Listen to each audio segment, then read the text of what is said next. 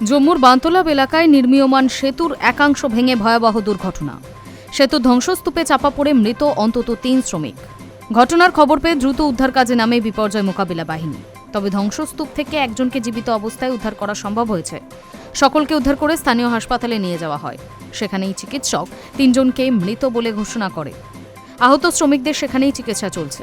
মৃত শ্রমিকদের দেহ ময়নাতদন্তের জন্য পাঠানো হয়েছে। একই সঙ্গে ঘটনার তদন্ত শুরু করেছে পুলিশ। পুলিশের প্রাথমিক তদন্তে অনুমান পরিকাঠামো দুর্বল থাকার কারণে দুর্ঘটনা ঘটে থাকতে পারে। ওই এলাকার একটি সেতুর ভিত্তি মজবুত করার জন্য খনন কাজ চলছিল। সেই সময় উপর দিয়ে ভারী গাড়ি যাওয়ার কম্পনেই সেতুর দুর্বল অংশ ভেঙে দুর্ঘটনাটি ঘটে থাকতে পারে বলেই অনুমান পুলিশের। পুরো বিষয়টি খতিয়ে দেখছে পুলিশ প্রশাসন। পুরো বিষয় খতিয়ে দেখতে উচ্চ পর্যায়ের তদন্তের নির্দেশ দিয়েছে প্রশাসন। ইতিমধ্যেই একটি তদন্ত কমিটি গঠন করা হয়েছে। এছাড়াও সংশ্লিষ্ট ঠিকাদারকে কালো তালিকাভুক্ত করার প্রক্রিয়াও শুরু হয়েছে। ঘটনায় শোক প্রকাশ করেছেন জম্মু কাশ্মীরের উপমুখ্যমন্ত্রী সুরিন্দর চৌধুরী। ঘটনায় যথাযথ তদন্তের আশ্বাস দিয়েছেন তিনি। ইতিমধ্যেই ওই সেতু নির্মাণের দায়িত্বে থাকা 2 আধিকারিককে সাসপেন্ড করা হয়েছে। Hi news network.